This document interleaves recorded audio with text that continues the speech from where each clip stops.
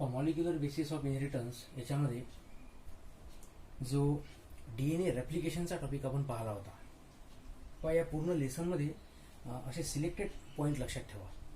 The complete lesson consist of 4 sub topic.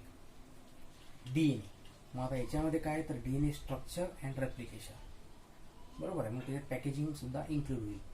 दुसरा part पाहिला आपण कोणता, तर त्याच्यामध्ये प्रोटीन सिंथेसिस. ओके, प्रोटीन सिंथेसिसमध्ये मग ट्रान्सक्रिप्शन, ट्रान्सलेशन, त्यात तो रोल ऑफ tRNA, एवढे टॉपिक क्लिअर होतील. तिसरा सब टॉपिक कन्सिडर करा gene expression and regulation. Actually त्या पूर्ण लेसनमध्ये हेच स्टडी करायचं आहे, पण आपण त्याला सबमध्ये डिवाइड करू. तर जीन एक्सप्रेशन रेग्युलेशनमध्ये येईल लॅक ओपेरॉन. त्यात मग ओपेरॉनचं स्ट्रक्चर, फंक्शन आणि त्याचं रेग्युलेशन विथ एक्झाम्पल. आणि लास्ट जो सब टॉपिक आहे इट इज जिनोमिक्स, आणि त्याच्यामध्ये येतं ह्युमन जिनोम प्रोजेक्ट आणि नंतर DNA फिंगर प्रिंटिंग. असा पूर्ण लेसन आपण स्टडी केला आहे. आता यातले काही 2 ते 3 मार्काच्या लेवलला विचारणारे टॉपिक्स आपले राहिले आहेत, है ना, ते आपण आता डिस्कस करू. त्यातला पहिला आपल्याला स्टडी करायचा आहे, that is semi conservative nature of DNA replication. काही बॅकग्राऊंडचा जो पार्ट आहे तो आपण ऑलरेडी पाहिलाय. कोणता पाहिलाय? जेव्हा DNA मॉलिक्यूल हा रेप्लिकेट होतो, है ना, सपोज आता हा एक पॅरेंटल मॉलिक्यूल,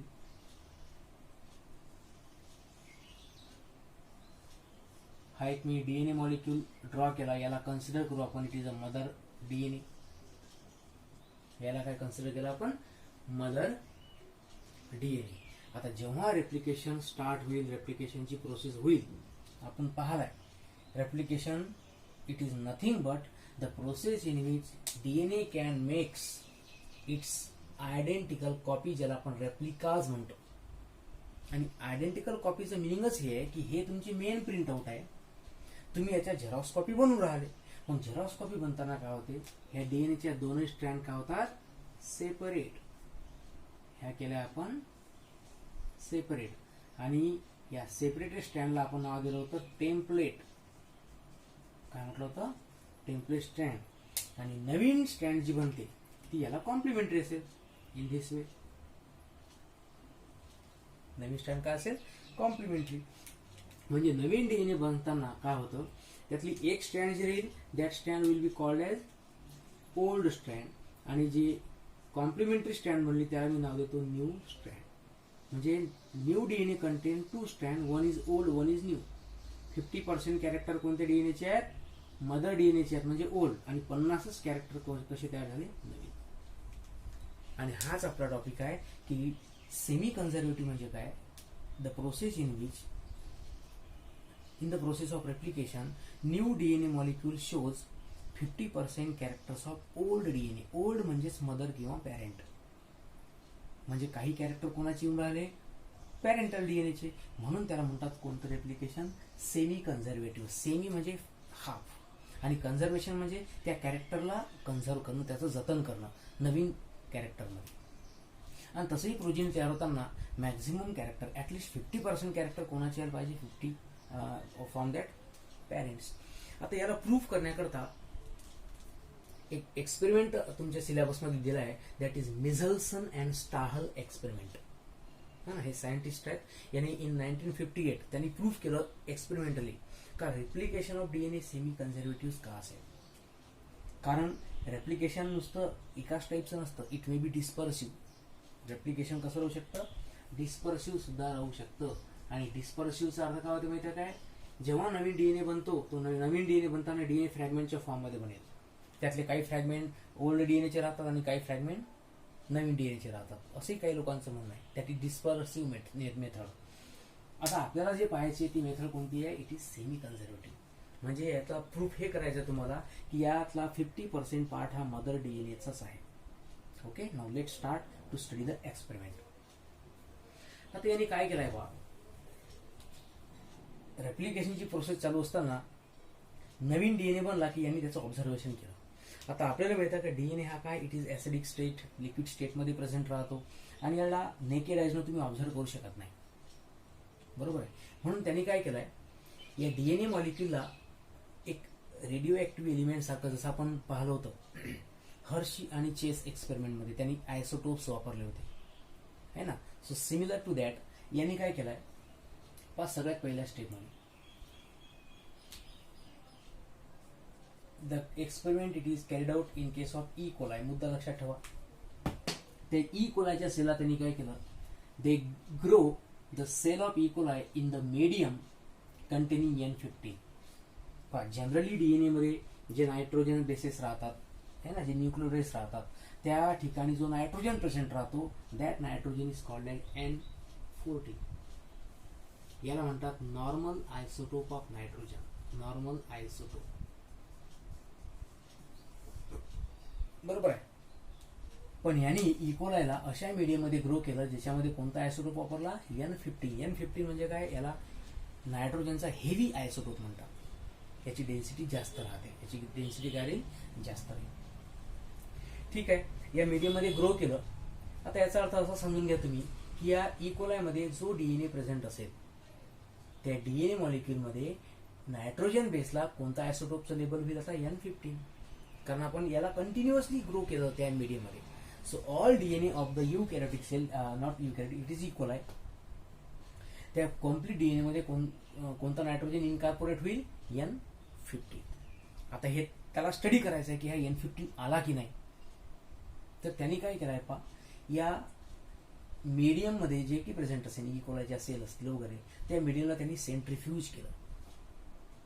लक्षात घ्या, टेन्शन घ्यायचं नाही. सेंट्रीफ्यूज नावाचा शब्द तुमच्याकरता नवीन नाही आलाय. जर तुम्हाला एखादी गोष्ट आहे, समजा आता ब्लड असेल आपलं, त्या ब्लड मधले वेगवेगळे कंपोनंट आहेत, आरबीसी, डब्ल्यूबीसी, प्लेटलेट, प्लाझ्मा, या सगळ्या गोष्टींना वेगळं करायचं असेल है ना, तुम्हाला काय करायचं आहे, सेपरेट करायचं आहे. तर याच्याकरता बायोलॉजिकल सायन्समध्ये एक टेक्निक असते, that technique is centrifugation. Centrifuge कसं काम करतं तर it works on the density gradient. म्हणजे मॉलिक्युलर वेट जे राहील त्याच्यानुसार हा काय करतो, मॉलिक्युलला सेपरेट करतो. ज्याची डेन्सिटी जास्त असेल तो लोअर साईडला राहील, ज्याची डेन्सिटी कमी होत राहील तो मॉलिक्यूल वरच्या साईडला सेपरेट होईल. म्हणजे वेगवेगळे डेन्सिटीचे त्याच्यामध्ये मॉलिक्यूल असतील त्या मीडियममध्ये तुमच्या, आणि त्याच्यानुसार त्याला काय करायचं आहे, सेपरेट करायचं आहे. हेवी मॉलिक्यूल असेल तो खालच्या साईडला राहील. म्हणजे आपण त्याला सेपरेट करतो आणि माहीत करू शकता तुम्ही की किती सारे मॉलिक्यूल्स त्याच्यामध्ये प्रेझेंट राहतात. यालाच म्हणतात सेंट्रीफ्यूज करणं. असंच डीएनए साठी वापरायचं आहे ना. ही टेक्निक आपल्याला जास्त डिटेलमध्ये सध्या पाहायची नाही आहे. आपल्याला फोकस करायचं आहे की रेप्लिकेशन सेमी कन्झर्वेटिव्ह कसं आहे.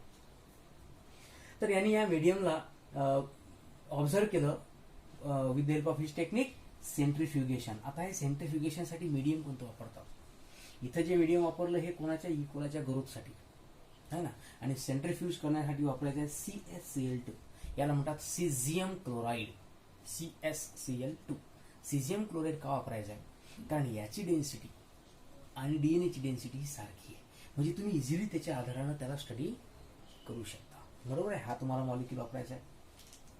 ठीक आहे, तर आपण त्याला सेंट्रीफ्यूज केलाय आणि सेंट्रीफ्यूजच्या नंतर हे त्याचं ऑब्झर्वेशन आहे की एक टेस्ट ट्यूब आहे, त्या टेस्ट ट्यूबमध्ये हे मीडियम त्यांनी ऍड केलं, त्याला सेंट्रीफ्यूज केलं, त्याला रोटेट केलं, and he found that the test tube shows only one band. आता एक मुद्दा क्लिअर करा की इथं जो बँड वर्ड तुम्ही वापरून राहिले हा लग्नातला बँड नाही आहे. हा बँड कोणता आहे, this band is nothing but DNA molecule. कारण मी पहिले सांगितलंय की DNA can not be observe by your naked eyes. तुम्हाला त्याला स्टडी करायचा आहे. जसं आपण फिंगर प्रिंटिंग मध्ये पाहिलं का जेव्हा त्या नायलॉन पेपरमध्ये आपण त्या डीएनए मॉलिक्यूलला सेपरेट करतो, इव्हन त्या जेलमध्ये सेपरेट करतो, तेव्हा तुम्हाला डीएनए मॉलिक्यूल ऑब्झर्व कसा होतो, in the form of bands. तसंच लक्षात ठेवायचं आहे का याच्यामध्ये जेव्हा त्यांनी डीएनए मॉलिक्यूलला एन आयसोटोपचं मीडियम ऍड केलं त्याच्या ठिकाणी ऑब्झर्वेशन काय आढळलं की ही ऑब्झर्व द वन बँड, आणि ही बँड कोणती होती, हेवी. हेवी म्हणजे काय, तर ऑल डीएनए वॉज विथ कोणता नायट्रोजन, N15. N14 नव्हताच. हळूहळू त्या डीएनए मध्ये कोणता नायट्रोजन इनकॉर्पोरेट झाला असेल, N15. So your DNA molecule with the N15, आणि त्याची त्याला खालच्या साईडला एक बँड दिसली कारण N15 हा हेवी आहे म्हणून लोअर साईडला त्याची हेवी बँड. हेवी म्हणजे त्याला आपण वेटेड म्हणून राहिलो. हे झालं पहिलं ऑब्झर्वेशन. आता आपल्याला तर रेप्लिकेशन स्टडी करायचं आहे. मग नेक्स्ट स्टेपमध्ये त्यांनी काय केलंय, या डीएनए मॉलिक्युलला हाच आयसोटोप आला. आता सगळ्या डीएनए मध्ये लक्षात ठेवा कोणता N15, त्याच ई कोलायला एका दुसऱ्या मीडियम मध्ये ग्रो केलं. ही त्याची दुसरी स्टेप असेल. पहिल्या स्टेपमध्ये रेप्लिकेशन नाही आहे, फक्त आयसोटोप ऍड केलं, लक्षात ठेवायचं आहे. सेकंड स्टेपमध्ये त्यांनी काय केलं, दिस ई कोलाय अलो टू रेप्लिकेट. हे माहिती रेप्लिकेट. ई कोलाय सेलला स्वतःच्या रेप्लिकेशन करता 20 मिनिटं लागतात. मग आता या 20 मिनिटाच्या कालावधीमध्ये त्यांनी आता मीडियम बदललं.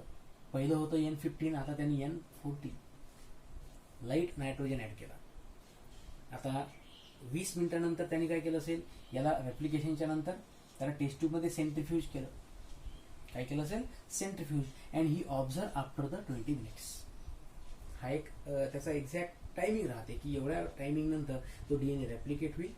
आणि रेप्लिकेशन नंतर त्यांनी ऑब्झर्व केलं, त्याला सेंट्रीफ्यूज केलं, परत टेस्ट ट्यूब मध्ये हे पूर्ण मीडियम ऍड केलं असेल, बरोबर आहे. आणि या मीडियम मध्ये त्याला सुरुवातीला एकच बँड आढळली होती.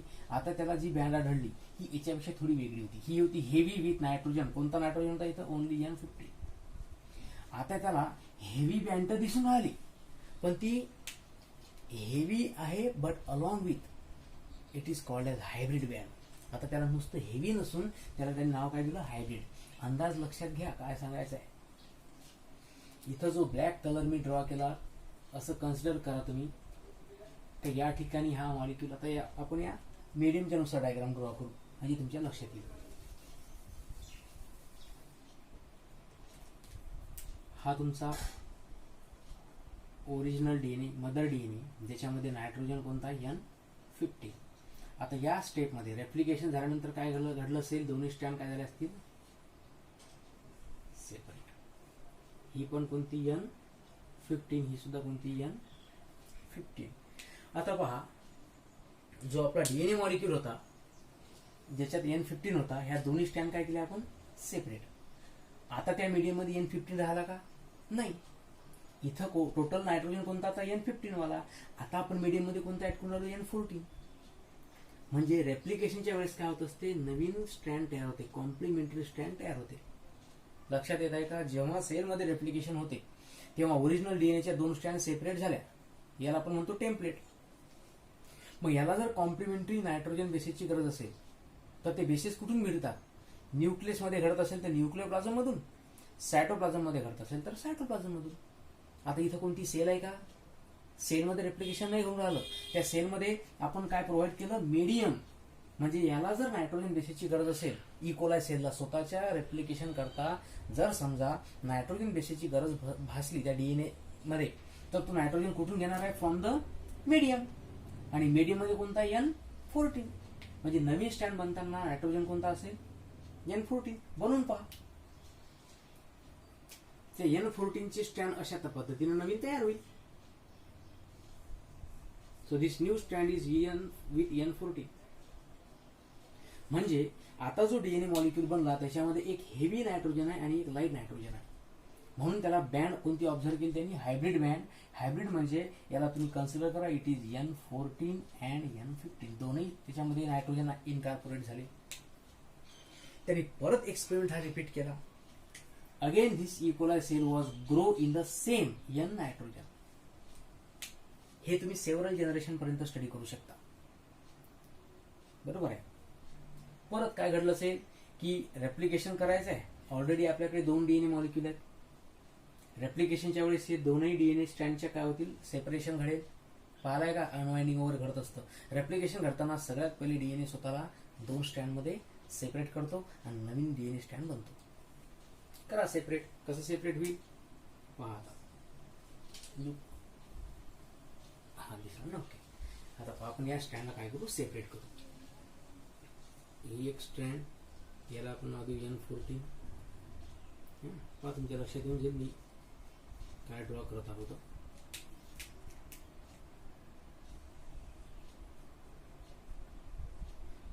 लक्ष द्यावं लागतं कडा मन देऊन, त्याच्याशिवाय टॉपिक कसं समजणार आहे. एका डीएनए मध्ये एक स्ट्रँड आहे N14 ची, एका N15 ची. हे दोन स्ट्रँड मी सेपरेट केले. हा पहिला डीएनए आपला. दुसरा डीएनए याच्यामध्ये एक N14 आणि N15 झाल्या सेपरेट. ह्या ऑटोमॅटिकली त्याच्यामध्ये घडल्या असतील, हे मी समजून सांगण्यासाठी तुम्हाला सांगून राहिलो की असं घडलं असेल. हे तुम्हाला दिसणार नाही आहे. तुम्हाला फक्त काय दिसणार आहे, ओनली बँड. सुरुवातीच्या एक्सपेरिमेंटमध्ये एकच बँड दिसली, त्याच्यात N15 होता. दुसऱ्यामध्ये तुम्हाला एक हायब्रिड बँड दिसली, एक N15 ची, एक 14 ची. इथंच तर एक्सपेरिमेंट लक्षात येऊन झाला की नवीन स्टँड मधली ती N14 ची आहे. याचा अर्थ 50% कॅरेक्टर ओल्ड डीएनएचे आहेत. इथंच तर पूर्ण झालं सेमी कन्झर्वेटिव्ह आहे. याला स्टडी करायची गरज नाही आहे. पण कन्फर्मेशन, जेव्हाही एखादी केमिकल टेस्ट केली जातं तेव्हा त्याच्यामध्ये एक टेस्टनं काम भागत नाही, तर त्याच्यामध्ये रेग्युलरली सिक्वेन्शियली कन्फर्मेटरी टेस्ट केल्या जातात, जेणेकरून हे प्रूफ होईल की रेप्लिकेशन कोणतं आहे तर सेमी कन्झर्वेटिव्ह आहे, दुसरं कोणतं नाही आहे. So experiment is repeated several times. हा झाला डीएनए रेप्लिकेशनचा, सेपरेशनचा पार्ट. परत कोणतं मीडियम वापरून राहिलो, N14. आता आपला ओरिजिनल डीएनए. आता आपण मीडियम मध्ये कोणतं टाकलं, N14. म्हणजे नवीन डीएनए स्टँड जी बनेल त्या प्रत्येक स्टँडवर कोणता नायट्रोजन राहील, N14. अरे रेप्लिकेशन मध्ये ई कोलायला मीडियम मधूनच काहीतरी घ्यावं लागेल ना. नायट्रोजन बेस कुठून घेणार आहे तर मीडियम मधून, बरोबर आहे. ते काही दुसऱ्या ऑर्गॅनिझम मध्ये थोडीच आहे, मीडियम मध्ये दिलं आपण. So all new stand will synthesise by using N14. करा नवीन स्टँड तयार करतो आपण. हे बनली नवीन स्टँड, हे बनली नवीन स्टँड, हे बनली नवीन स्टँड, हे नवीन स्टँड. प्रत्येक नवीन स्टँड कोणती आहे, N14 ची. मी तर मानतो N14, N14, N14, N14. परत हे जे पूर्ण मीडियम आहे याचं त्यांनी काय केलं असेल, सेंट्रिफ्युगेशन, आणि त्याला डेन्सिटीनुसार सेपरेट केलं. लक्षात येत आहे का? हे काय असं होतं, डेन्सिटीमुळे हेवी डीएनए जो आहे तो खालच्या साईडला राहतो, लाईट जो आहे तो वरच्या साईडला. याला रिझन काय, याला रिझन असंच आहे की डेन्सिटीचा जो फॉर्म्युला आहे, डेन्सिटी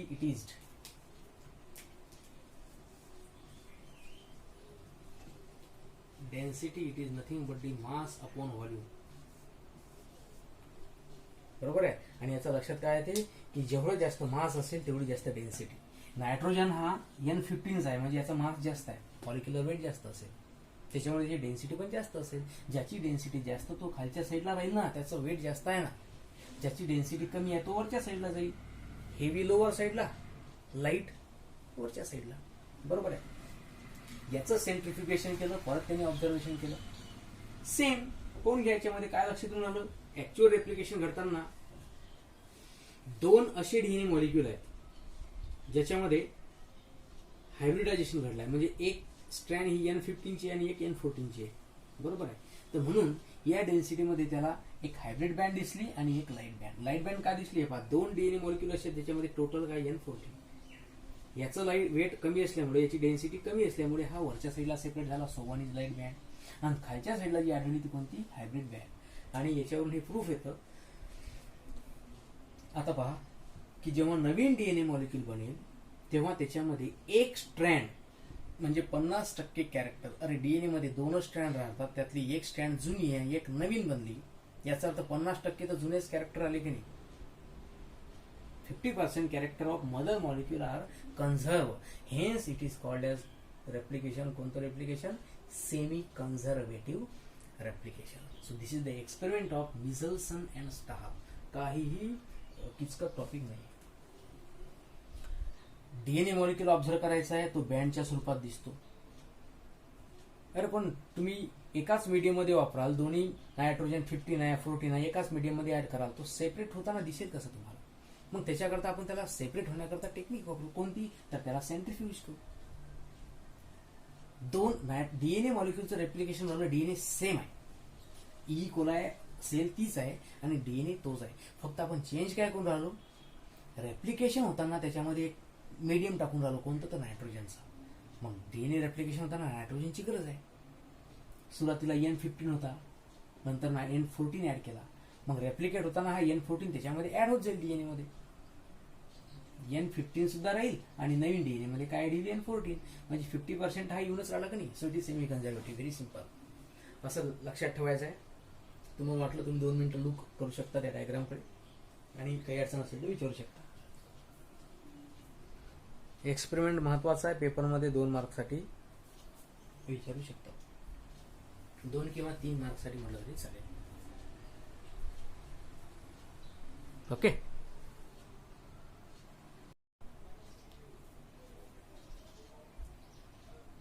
पहा त्याच्यानंतर थ्रूआउट द लेसन तुम्हाला एक special write the functions of the DNA असा एक क्वेश्चन येऊ शकतो, किंवा explain in brief the role of DNA in a cell. Actually या क्वेश्चनचा आन्सर म्हणानं पण लिहू शकता तुम्ही, कारण आपल्या सगळ्याला माहीत पडलं आहे लेसनच्या आधारावर की डीएनएचं फंक्शन काय असेल. जेनेटिक बेसिस आपण लेसन पाहिला, त्याच्यातून डीएनएचा आधार घेऊ शकता. जीन लेसन किंवा आपण जो मॉलिक्युलर बेसिस म्हणून राहिलो, ऍक्च्युली जीन लेसन आहे, तर याच्या आधारावर पण तुम्ही डीएनएचे बरेचसे फंक्शन्स लिहू शकता. आता या ठिकाणी आपण थोडंसं त्याला एक्सप्लेन करण्याचा प्रयत्न करू. Role of DNA in a cell. All of you know that DNA it helps in the growth, development and heredity of an organism. Living organism कोणताही असेल त्याची ग्रोथ कुठून स्टार्ट होते, फ्रॉम द सेल. आणि आपल्याला हे माहित असायला पाहिजे की every living cell should have genetic material. प्रत्येक लिव्हिंग सेलमध्ये स्वतःचं काय असेल, जेनेटिक मटेरियल. मग ते डीएनए असो का आरएनए असो. आता आपल्याला जर इथं फंक्शन कोणाचं पाहायचं आहे, डीएनएचं, तर आपण कन्सिडर करू की genetic material of living cell is DNA. Suppose it is DNA molecule. मग या सेलची growth,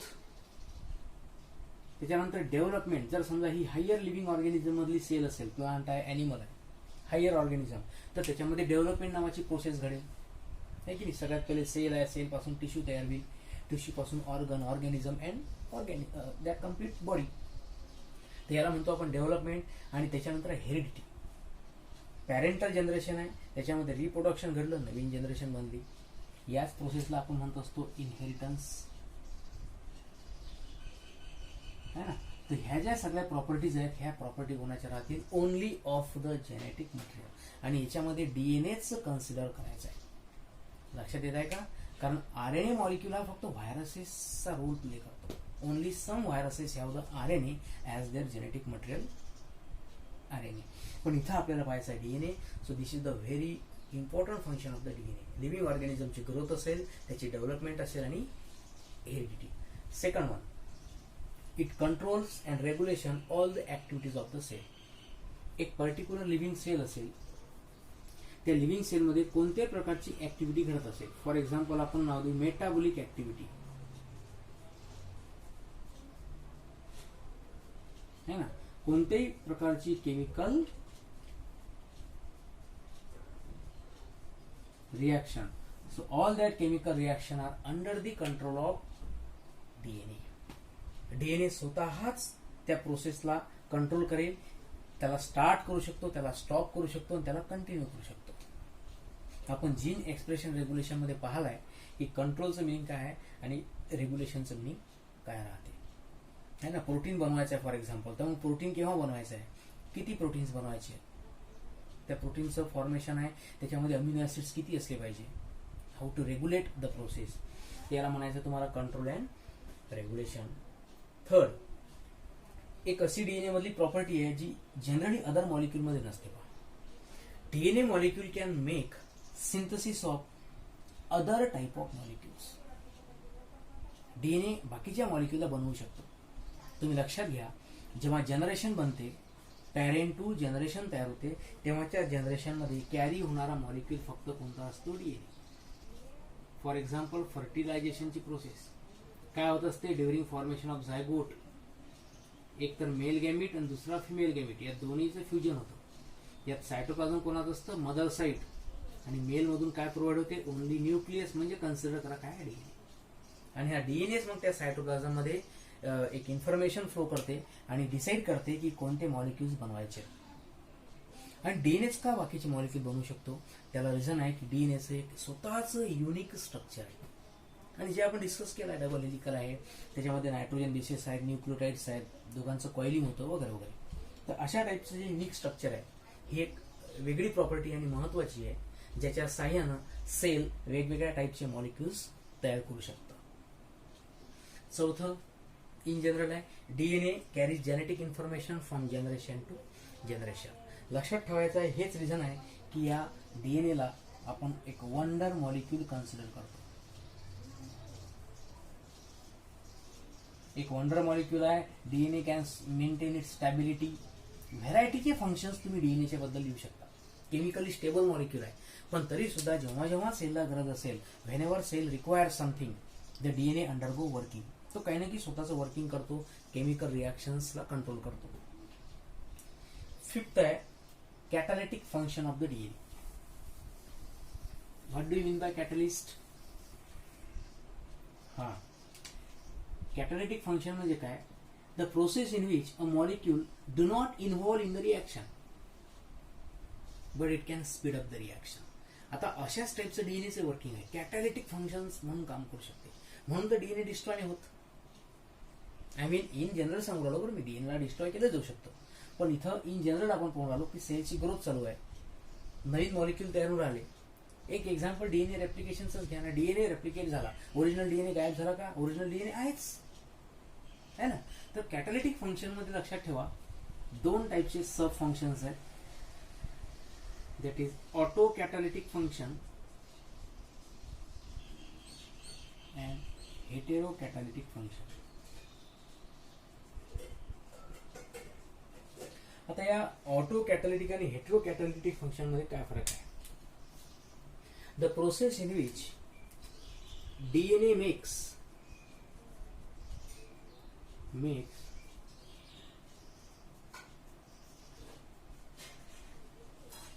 synthesis of itself.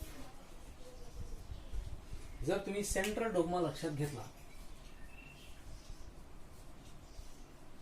DNA can produce mRNA and which can then produce the protein. आता इथं हा जो डीएनए मॉलिक्यूल आहे हा सगळ्यात पहिले स्वतःच रेप्लिकेशन करते है ना. म्हणजे इन्फॉर्मेशन कशी फ्लो राहिली, DNA to DNA, DNA to DNA. या प्रोसेसला आपण नाव दिलं होतं DNA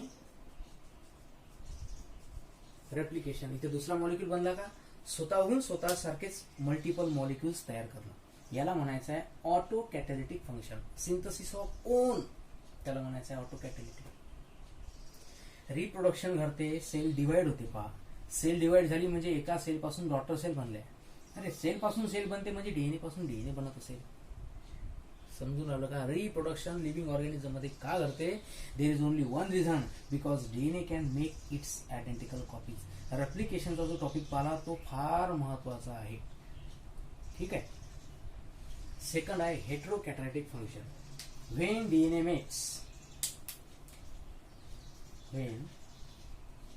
makes synthesis of other molecules. मग अदर मॉलिक्यूल मध्ये एकतर आरएनए बनू शकतात और आरएनए अँड प्रोटीन्स. आणि हे आपण डिस्कस केलं आहे. आरएनए केव्हा तयार होईल? RNA produce during the process of transcription. आणि प्रोटीन केव्हा तयार होते? तर during the process of translation. So these are the catalytic functions of the DNA.